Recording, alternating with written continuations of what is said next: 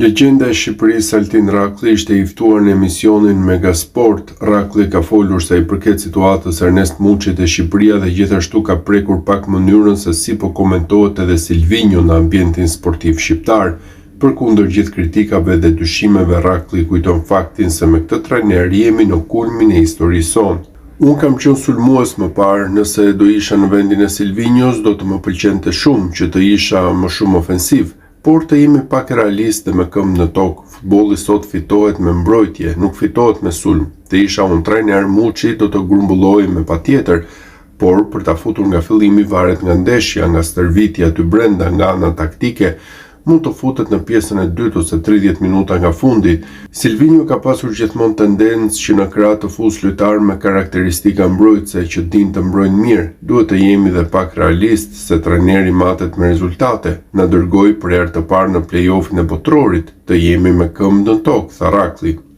Ndërkohë nga ana tjetër Ilir Alliu, një tjetër figurë dhe ish lojtari i ekipit kombëtar, ndau një tjetër mendim. Unë kam një tjetër mendim nga Rakli, e mendoj ndryshe. Unë them se ky rezultat nuk është arritur nga Silvinjo, pra historia nuk është arritur nga Silvinjo, por nga lojtarët. Për mendimin tim, Silvinjo ka fatin që ka brezin më të mirë të lojtarëve në gjithë historinë e saj të Shqipërisë. Kjo është arsyeja se pse ne kemi marrë rezultate. Them këtë pasi kishim 2 ndeshje me Serbi në shtëpi dhe jashtë. Në shtëpi luanim përballë publikut ton, kishim shumë raste avantazh të madh dhe dalim barazim. Pastaj njëjti ekip shkon dhe rref Serbi në Serbi. Unë mendoj se Shqipëria merr fitore rastësore, nuk merr fitore logjike. Nëse do të fitonim këtu me Serbin dhe do të barazonim atje, atëherë do të thoja po. Ky ishte sipas një logjike të pastër dhe e punës apo planit të mirëmenduar nga ana Silvinjos. Unë kam vetëm një pyetje për Raklin, si shkon kombëtarja në sulm? Nuk ja gjej dot busullën në këtë botë dhe në tjetrën, nuk e di se si sulmon ekipi ynë kombëtar, tha Alliu.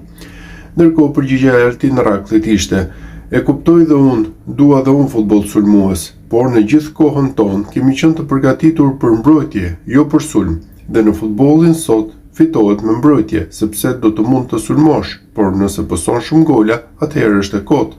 Shqipëria kishte 2 ndeshje në fund me Serbinë dhe me Andorrën, e fitoi të dyja, ishin 2 finale.